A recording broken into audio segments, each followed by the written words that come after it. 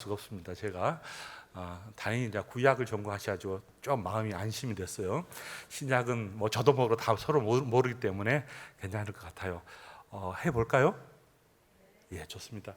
그러면 제가 가능한 한 좀 나서서 이렇게 하는 것이 아니라 무선 마이크로 좀 해보도록 하겠습니다. 들립니까? 예, 좋습니다. 어, 무슨 말부터 해야 될지 모르겠으나 최대한 해보도록 하겠습니다. 왜냐하면 뒤에 계시기 때문에 제가 갈 수밖에 없습니다. 그래서 제가 부탁을 해서 무선 마이크를 제가 했습니다. 야고보서하고 베드로 전후서를 읽으면 읽을수록 앞에 부분이 약간 좀 생략됐다는 느낌이 듭니다. 그것이 약간 로마서, 갈라디아서 이야기입니다. 복음은 하나님의 의가 나타나는데 믿음으로 믿음에 이르라는 이 믿음의 두 번이 반복된 이 믿음의 두 번째 믿음이 약간 야고보서하고 베드로 전서가 좀 강화됐다는 느낌이 좀 듭니다. 그래서 읽어보시면 주로 율법적인 이야기들 한다. 부자들은 어떻게 하라, 선을 어떻게 베풀라, 기타 등등등등 그런 이야기들을 쭉 한번 펼치면서 인생의 마라톤을 살아가는 저희도 있어서 이 중간 42.195를 어떤 방향으로 우리가 살아갈 것인가 그 이야기를 좀 해보고 싶습니다. 로마서는 믿음으로라는 말로 시작하는데 여기서 말하는 믿음으로라는 것은 우리 인생이 이제 42.195라고 생각하면 이제 마라톤 인생이니까 출발점에 다 출발한 사람이 이제 로마서입니다. 하나님의 의가 우리 가운데 나타나서 하나님의 믿음의 선물로 이제 42.195를 이제 뛰어가는 겁니다. 많은 사람이 뛰어가는 사람이요. 이때 뛰어갈 때 여러 가지 모습이 있습니다. 시험도 있을 수도 있고 유혹도 있을 수도 있고 때로는 생수가 나를 기다리기도 합니다. 제가 어떤 유튜브를 봤는데요. 여러분 혹시 보셨는지 모르겠어요. 마라톤을 막 하는 와중에 얼마나 지쳐 있겠습니까? 중간중간 마라톤을 할 때마다 뭐가 있냐면 물이 있습니다. 있죠. 그 물은 마라톤 한 사람들이 목을 축이라고 하는 거죠. 근데 그 유튜브를 딱 봤더니 어떤 한 사람이 막 달려가면서 뒷사람을 딱 쳐다보더니 물을 부어있는 물을 다 쓸어버리는 겁니다. 어떻게 할까? 왜? 뒷사람들이 못 먹도록. 잔인한 사람이죠. 근데 이런 사람도 있어요. 또 어떤 사람은 뭐냐면 막 달려가는데 이 사람이 물을 놓쳐버린 거예요. 그럼 막 달려가요. 근데 뒷사람이 그 물을 잡더니 막 뛰어가서 그 사람에게 물을 주는 거예요. 이 두 유튜브가 영상이 되게 많은 의미를 저에게 이제 전달해 주셨어요. 42.195를 저와 여러분이 어떤 모습으로 달려갈 것인가. 어떤 사람은 쓰러지면서 일으켜주는 사람이 있을 것이고 어떤 사람은 너무 힘들어서 그냥 외곽으로 빠져버리는 사람이 있고 어떤 사람은 너무 야비하게 달려가지 않고 버스를 타고 하는 사람도 있고 각각의 여러 가지 모습들이 있습니다. 전혀 웃지 않고 인상만 쓰고 계신 여러분들에게 제가 무엇을 더 쉽게 할 수 있을지 모르겠어요. 좀 웃어주세요. 웃어주세요. 자, 그렇습니다. 그래서 이 과정을 한번 보려고 합니다. 그것이 저는 야고보서 같다는 생각이 들어서 야고보서를 읽고 베드로 전후서 중에서 후서 1장을 한번 깊이 좀 생각해 보려고 합니다. 자, 보겠습니다. 그러면 야고보서가 어떻게 이루어졌는가? 주제예요. 야고보서 주제를 여러 가지로 정할 수 있는데 제가 이 본문을 선택했습니다. 같이 한번 읽어볼까요? 시작. 이럴 줄 알았어요. 파도를 탈 줄 알았어요. 파도가 없습니다. 동일하게 정확하게 동시에 같이 한번 읽어보겠습니다. 천천히 읽으시면 좋을 것 같아요. 시작. 하나님 아버지 앞에서 정결하고 더러움이 없는 경건은 주어가 나옵니다. 어떻게 하는 것이 경건한 삶이냐? 하나님 앞에서 정결하고 더러움이 없는 경건은 두 가지. 어떤 것이 경건이라는 것 두 가지 설명해 주고 있어요. 자, 곧 시작. 고아와 과부를 그 환난 중에 돌보고. 경건이라는 것이 뭐냐라고 보면 고아와 과부를 환난 중에 돌보는 것이 경건이래요. 잘 이해하지 못한 것 같죠? 또 두 번째는 좀 쉬워요. 또 시작. 자기를 지켜 세속에 물들지 아니하는 그것이니라. 세속에 물들리지 않는 것이 경건이구나. 이건 좀 이해가 돼요. 그렇죠. 우리가 보다 경건함은 세속을 좀 거부하면서 세속화되지 않으면서 하나님의 백성으로 살아가기 애쓰는 것, 기도에 집중하고 말씀 실천에 집중함으로써 세속이 내 안에 확 들어오지 않도록 하는 것이 경건이다. 그건 좀 이해가 돼요. 근데 앞에 부분 있죠. 가난한 사람, 어려운 사람, 힘든 사람이 환난에 빠졌을 때, 어려움에 빠졌을 때 그 사람을 도와주는 것도 경건이래요. 경건이라는 것이 이 내향적으로 내 삶 속에 나를 잘 다듬는 것도 기지만 내가 손발을 최대한 애쓰는 것도 경건이구나. 이 두 가지가 야고보에서 해주고 싶은 말 같아요. 그 중에서도 이제 고아와 과부를 어떻게 돌볼까를 구체적으로 조목조목 설명한 것이 야고보서입니다. 야고보서는 총 몇 장으로 되어 있냐면 몇 장? 5장으로 되어 있습니다. 야고보서는 몇 장으로 되어 있다고요? 5장. 베드로 전서는 몇 장? 5장. 그렇죠? 베드로 후서는 몇 장? 3장. 총 13장으로 되어 있어요. 5장, 5장, 3장. 이 이야기를 해보는데 앞부분 야고보서예요. 자, 야고보서를 가보도록 하겠습니다. 이 세상에 하나님 앞에 흠없이 경건하게 산다는 것이 뭐냐? 가난고 과부라는 것이 이제 가난의 상징이니까 이제 이 당시 지금도 그렇습니다만 하여간 어려운 사람이 환난 가운데 더 많이 빠져 있거든요. 근데 그 사람들을 돌보는 것이 경건이래요. 주일날 안식일 개념도 마찬가지예요. 주일날 하나님께 예배드리는 것도 매우 중요하지만 주변에 어려운 사람들, 우리의 모든 교인들, 어려운 가운데 있는 신방하며 돌보는 것도 하나님께 영광, 주일을 지키는 중요한 의미 중에 하나입니다. 주일을 지킨다는 것은 주님께 영광을 돌리고 예배를 드리고 더불어서 신자들 가운데, 교인들 가운데 교회를 참여하지 못하거나 위기에 빠졌거나 어려움이 있거나 이 사람들도 돌봐주는 것도 안식일의 의미래요. 그 두 가지 의미예요. 경건이란 사람을 많이 돌보는 거구나. 그 중에 또 어떤 사람들?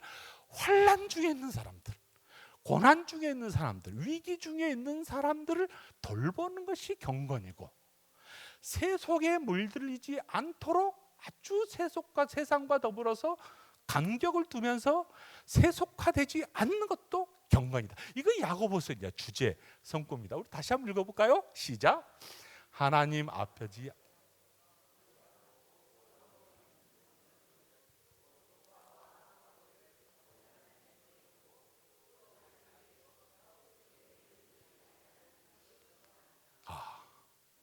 이것이 야고보서의 핵심 주제입니다. 꼭 기억해 주시면 여러분이 큐티할 때 이 본문이 딱 등장하면 깊이 생각해 주셨으면 좋겠다는 생각이 좀 듭니다. 저자는 야고보겠죠, 당연히. 야고보는 예수님의 형제 중에 한 분입니다. 예수님의 모친과 형제들은 예수님의 공생의 사역을 막 시작할 때 의심을 좀 품었던 것 같아요.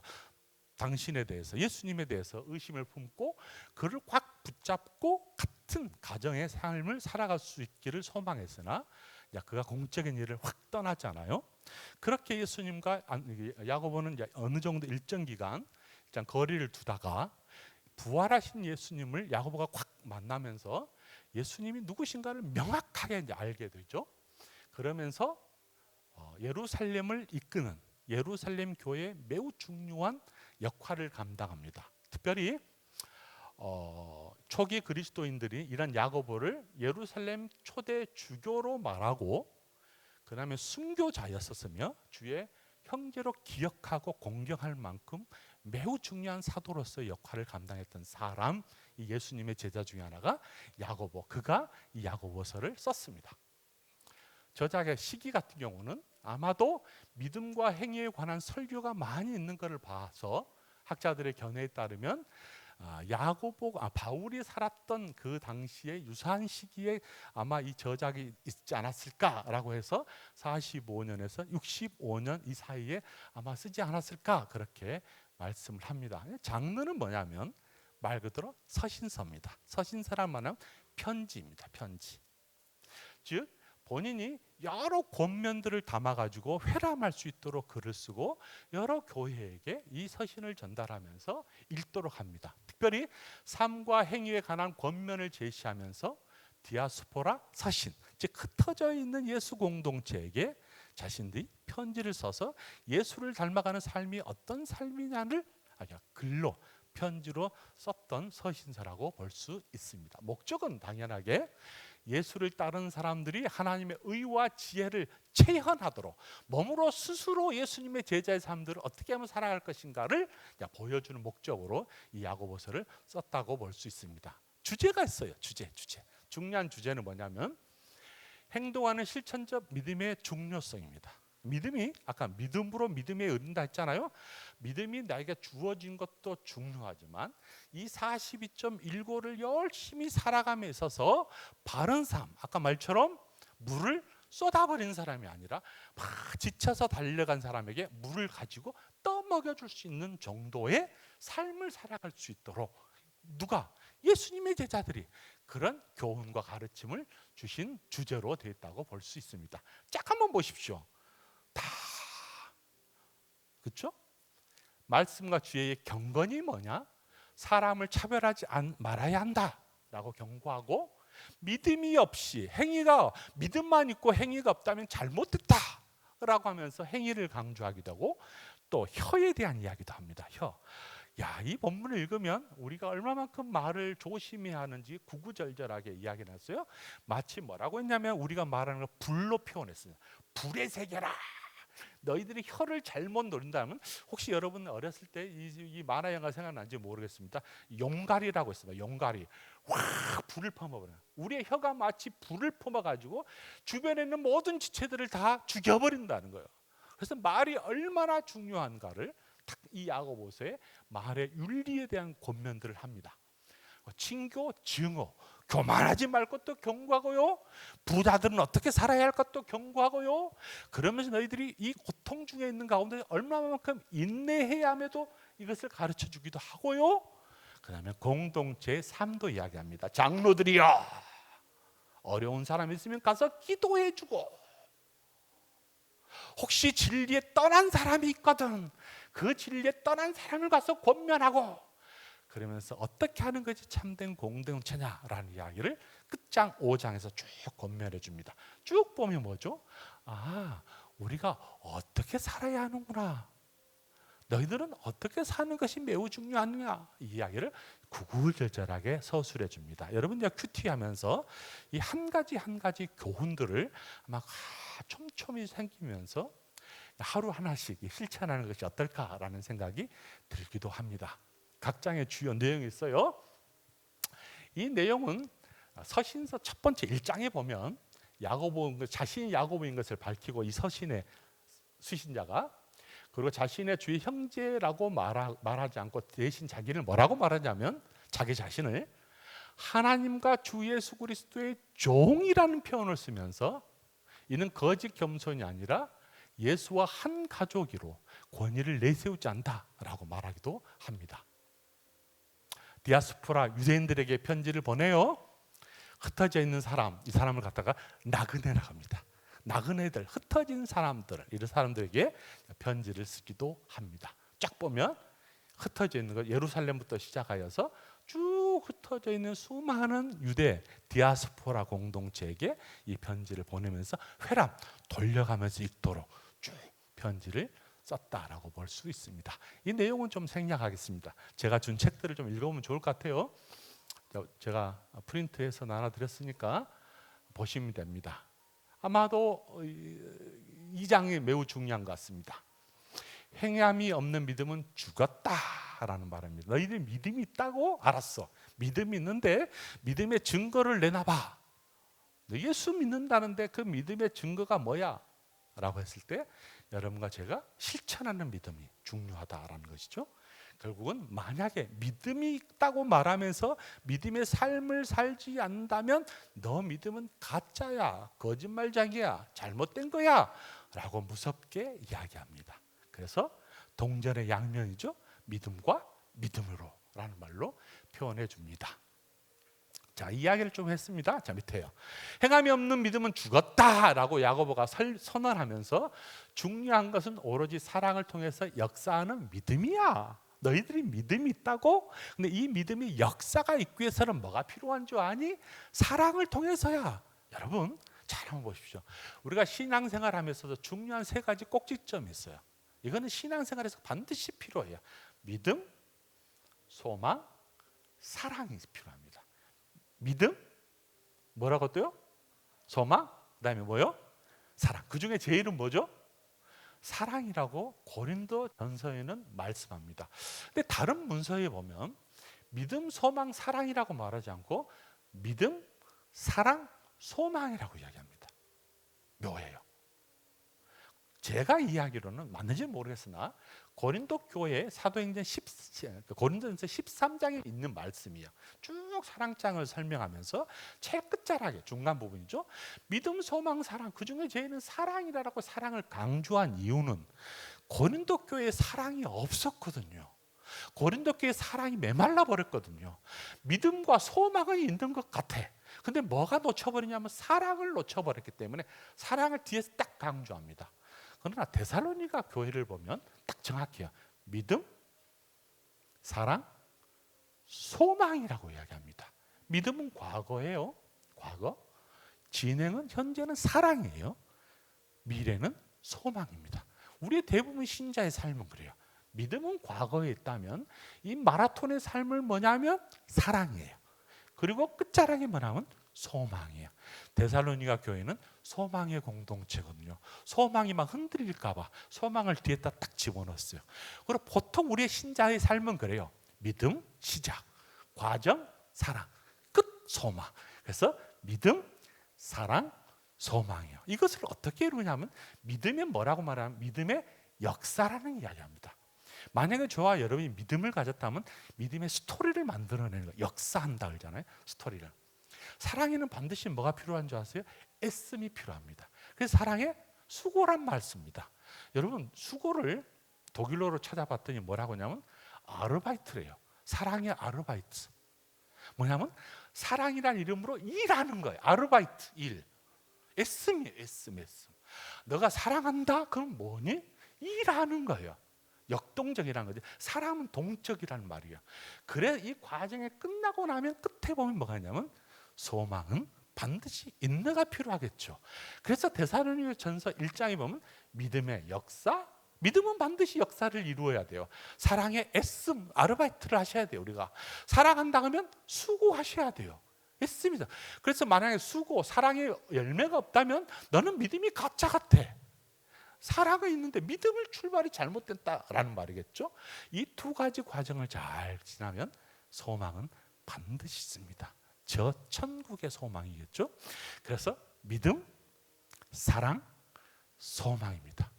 이 야고보서는 이 이야기를 해주고 싶은 것 같아요. 이 사랑의 이야기를.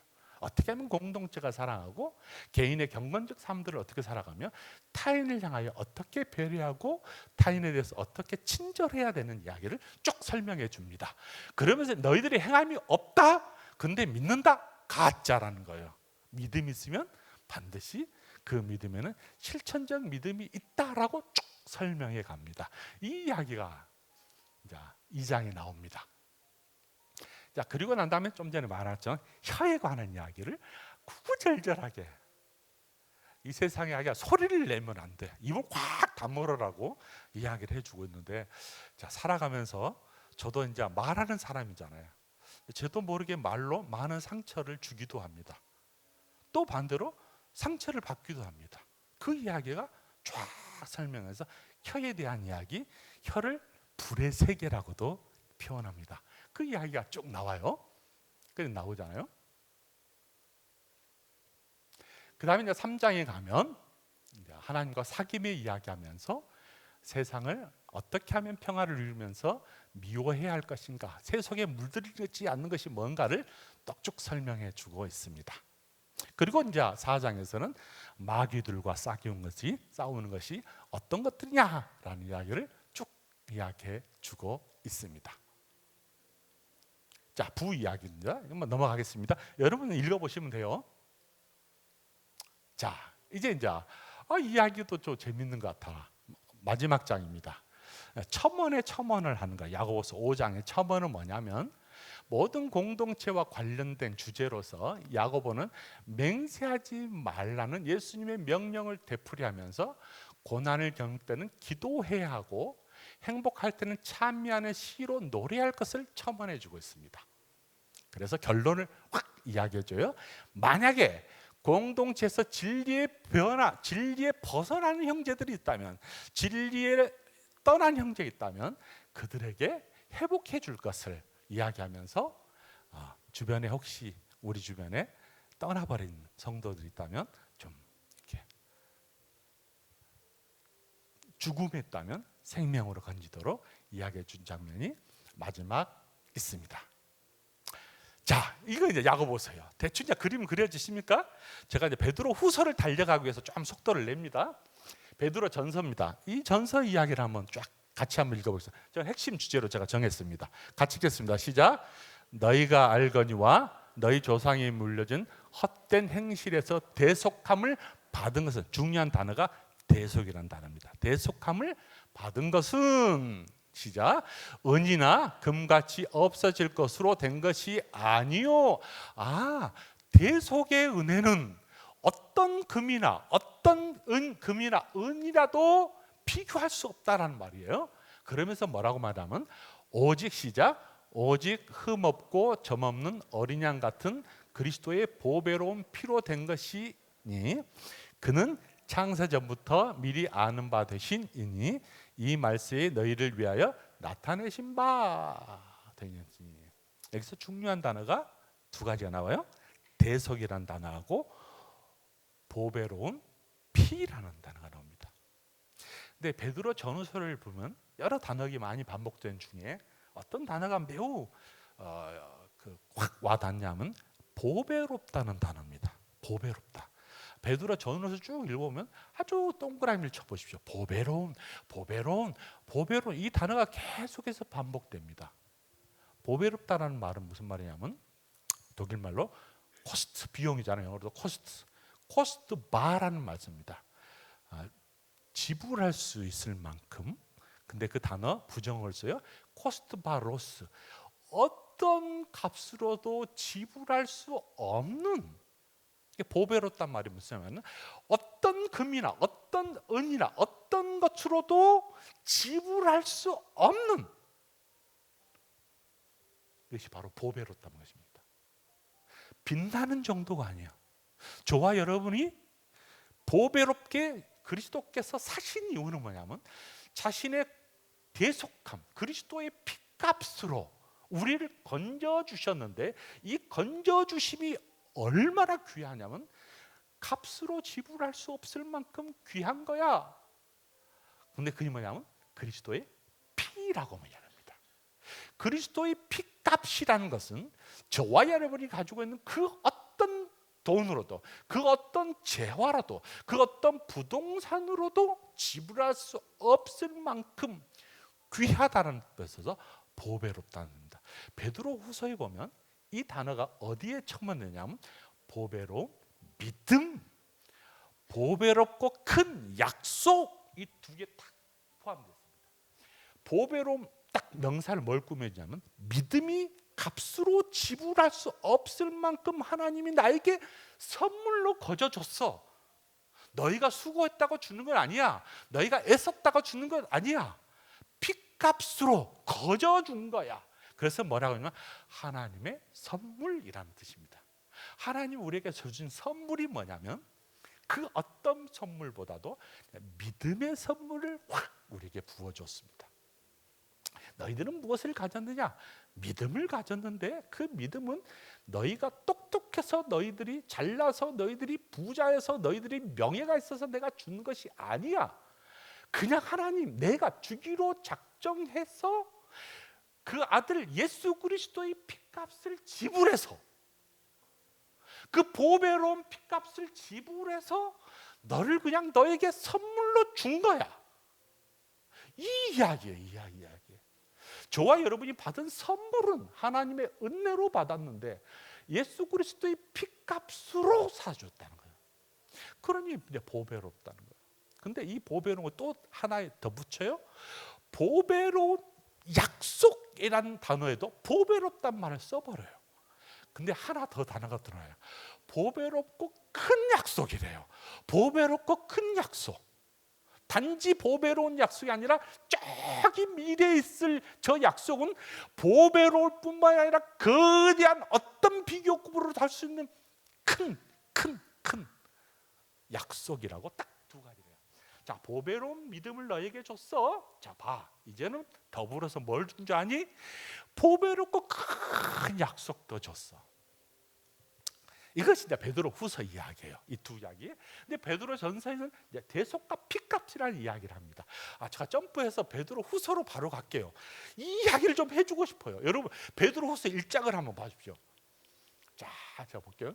넘어가. 읽으면 돼 그냥. 이 이야기 해주고 싶어요. 제가 저 베드로 후서.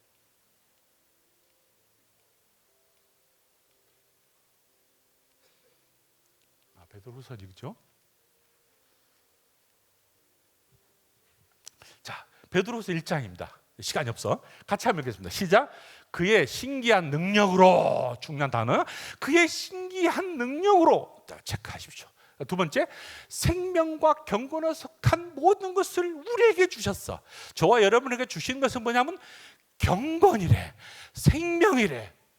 이는 자기의 영광과 덕으로 우리를 부르신 이를 알므로 말미암아, 보배로운 단어가 또 나오죠. 이로써 큰 보배롭고 지극히 큰 약속을 우리에게 주사. 이 약속으로 말미암아 너희가 정력 때문에 세상에 썩어질 것을 피하고 신성한 성품에 참여하는 자가 되라. 42.19를 달리는데 너희들이 신의 성품을 달면서 달려가라라는 이야기예요. 자, 이 이야기를 하기 전에 1장 1절과 2절을 한번 읽어보십시오. 베드로 후서 1장 1절과 2절 우리 한번 같이 읽겠습니다. 여기 없어요. 성경책에 있어요. 그냥 했다 할까요? 자, 보면 여기 있어요. 자, 1절에 보면, 베드로후서 1장에 보면 좀 전에 하나님의 의가 우리에게 좁혀져서 그 믿음을 선물로 우리에게 다 주셨어요. 여러분, 이 선물이 뭐냐면 좀 전에 말한 마라톤의 출발점이야.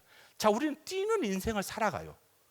이 뛰는 인생의 저 끝자락에 큰 약속이 보장된 자리예요.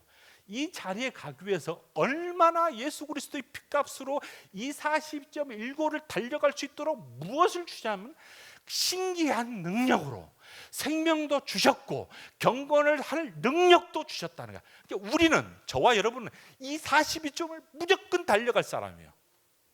저와 여러분은 무조건 달려갈 사람이에요.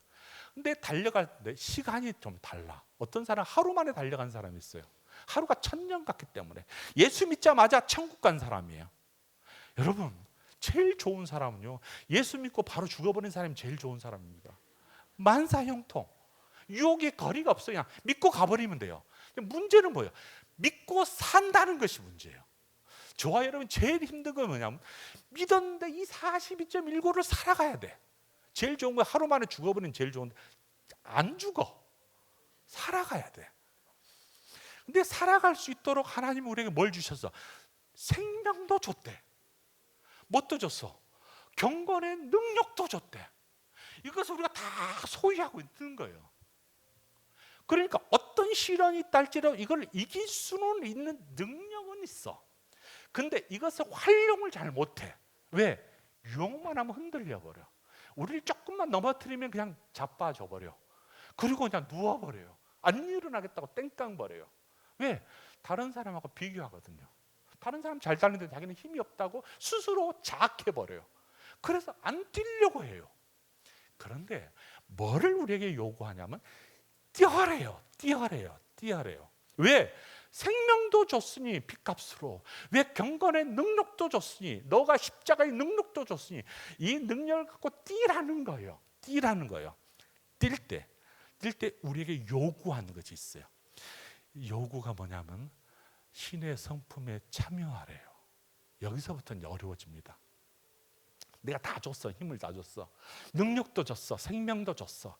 살아갈 수 있고 뛰어갈 수도 있어. 자, 그런데 부탁이 있어. 신의 성품에 좀 참여하는 자가 됐으면 좋겠어. 제가 아까 말했어요. 믿음은 뭐라고 했죠? 하나님의 선물이라고 그랬어요. 믿음의 선물, 하나님이 우리에게 주신 선물. 여러분 한번 생각해 보십시오. 그냥 어렸을 때 생각해 보면 어머니와 아버지가, 특히 아버지가 큰 선물을 가지고 왔다고 생각해 보겠습니다.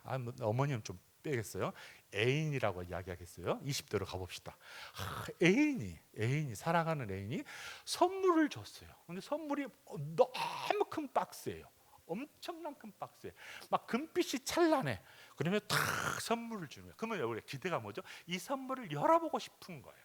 그렇죠? 근데 이 선물을 뭐라고 말하냐면 믿음이래요. 믿음. 자, 내가 너에게 준 선물은 뭔지 아니? 믿음이야. 믿음의 선물을 쫙 줬어요. 얼마나 이 믿음이 귀한지 아니?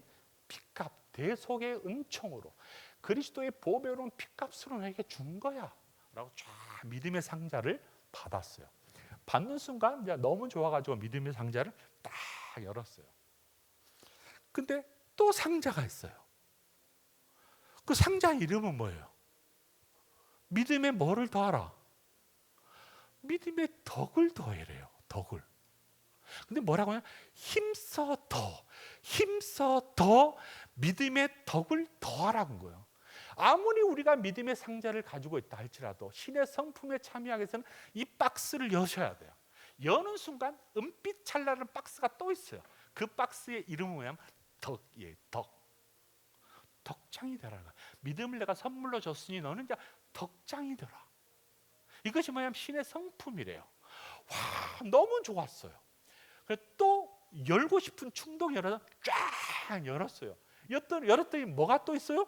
또 금빛 찬란한 박스가 또 있어. 그 뭐라고요? 지식이래요. 지식. 덕은 있는데 사람이 맹맹해. 덕은 있는데 모든 것이 다 좋아. 판단력이 흐려. 그래서 덕에 뭐를 다 판단, 좀 날카로워졌으면 좋겠어. 상황 판단을 잘하기 위해서는 많은 정보를 좀 내가 수집해. 그리고 상황 판단을 해. 그래서 이걸 갖다 보면 지식을 더하라는 겁니다. 지식. 살아갈 수 있는 능력을 배양하기 위해서는 지식이 필요하잖아요. 지식을 더하래. 출발했어요? 믿음이 있어요. 열었더니 뭐라고요? 덕이 있어요. 덕을 열었더니 뭐가요? 지식이 있어요. 근데 사람은 묘해요. 지식으로 사람을 또 눌러버립니다. 지식으로 사람을 좀 비판해버려요. 지식으로 사람을 막 모독시켜버려요. 그래서 지식에는 뭐가 필요할 것 같아요? 지식이란 상자를 또 열었더니 무슨 또 하나 상자가 있어. 그 무슨 상자예요? 아무리 너희가 많은 아는 정보가 있다 할지라도, 많은 지식이 있더라도 옳고 그름을 좀 딱 판단할 수 있고 스톱할 수 있는 절제력을 요청하는 거예요. 여러분, 얼마나 믿음이 있는 사람이 이 42.1고를 갈 때 힘들고 어렵지만 우리가 날카롭게 얼마만큼 칼을 갈아야 하는지, 내공을 얼마만큼 길러야 하는지를 계속해서 첨가를 시켜줘요.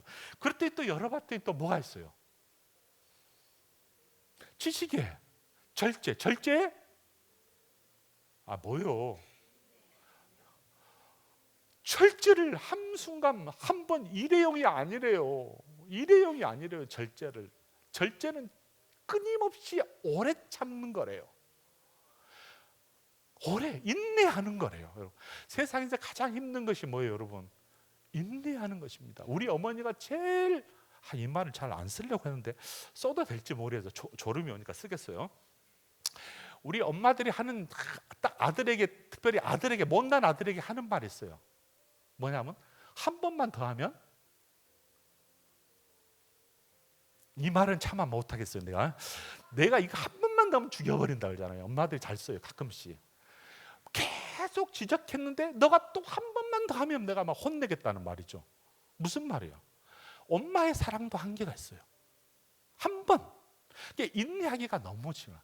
사랑은 언제나 오래 참고, 우리가 사랑한다 해가지고 오래만 참을 수 있으면 뒤에는 보지 않아도 돼요. 오래 못 참아서 다 깨져요. 사랑은 언제나 오래 참고. 내가 사랑한다고 딱 말할 순간 혀를 깨물어야 된다는 것이 전제. 왜? 롱타임, 오래 참으래요.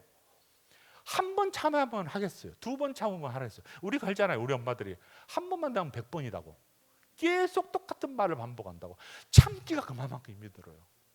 근데 뭐예요? 인내하래요. 인내를 하면 이제 내공이 깊어지면서 그때서 비로소 타인을 보게 됩니다. 그래서 뭘 더하라? 형제 우애를 더하라.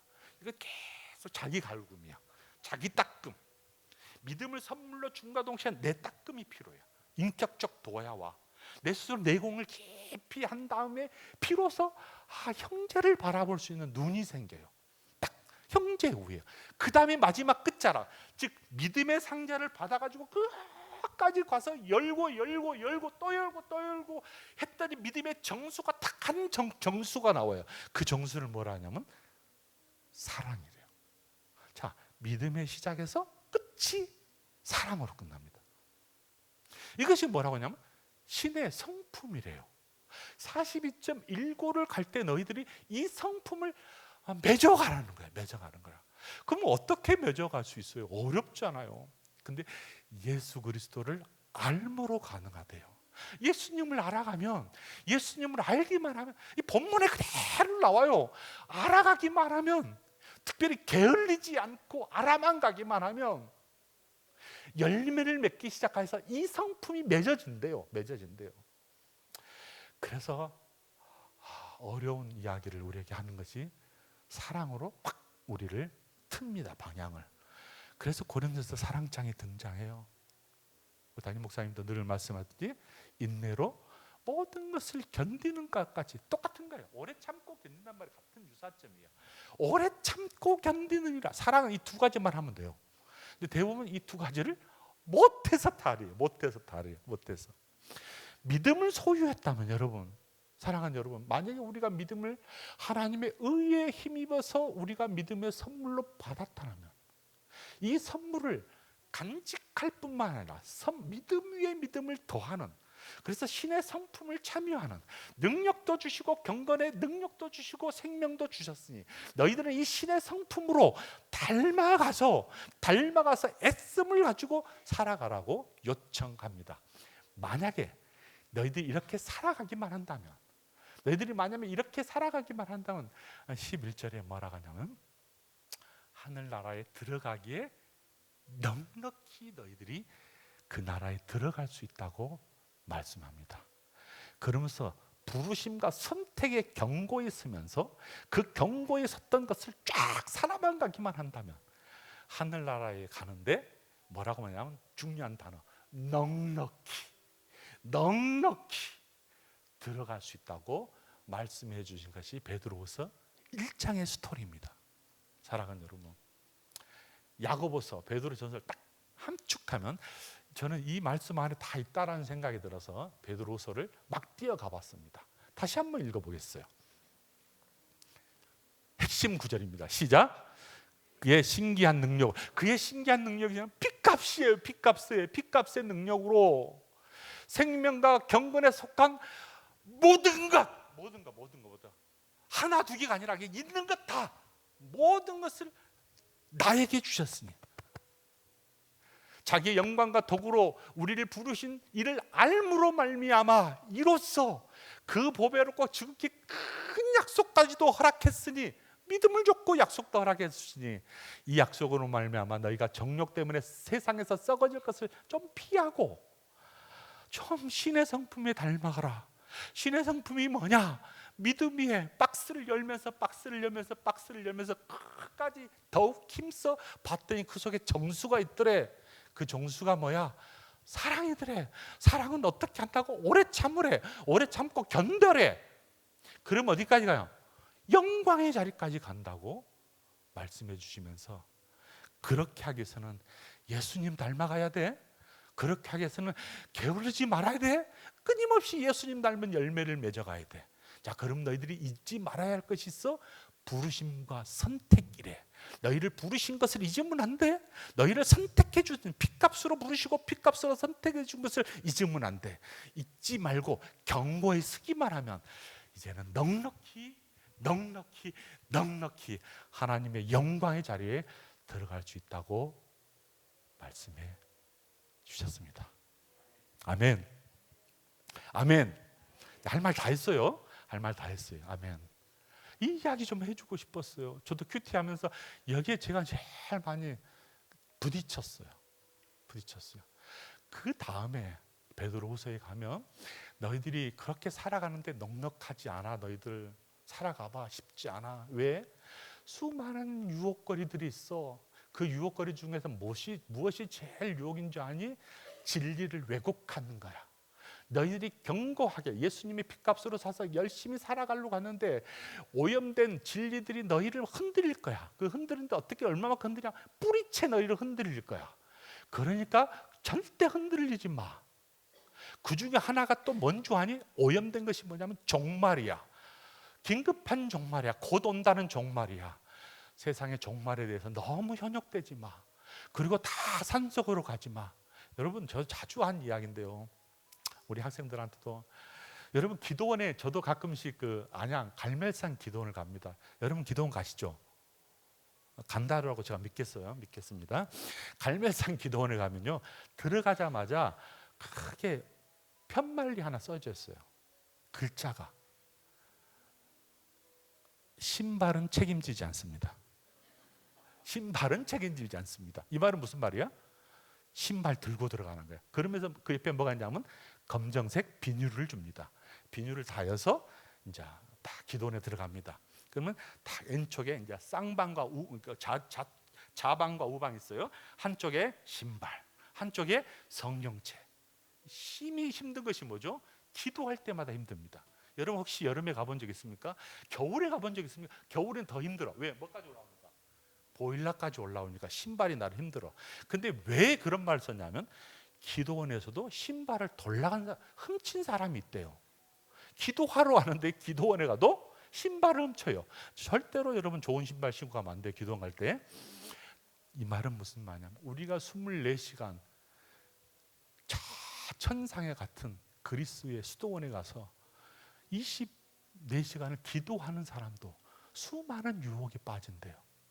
그래서 얼마만큼 영화나 소설 같은 데 보면 얼마나 많은 오염됨이 그 수도원에서 있는지는 그대로 우리가 경험하잖아요. 간접적으로.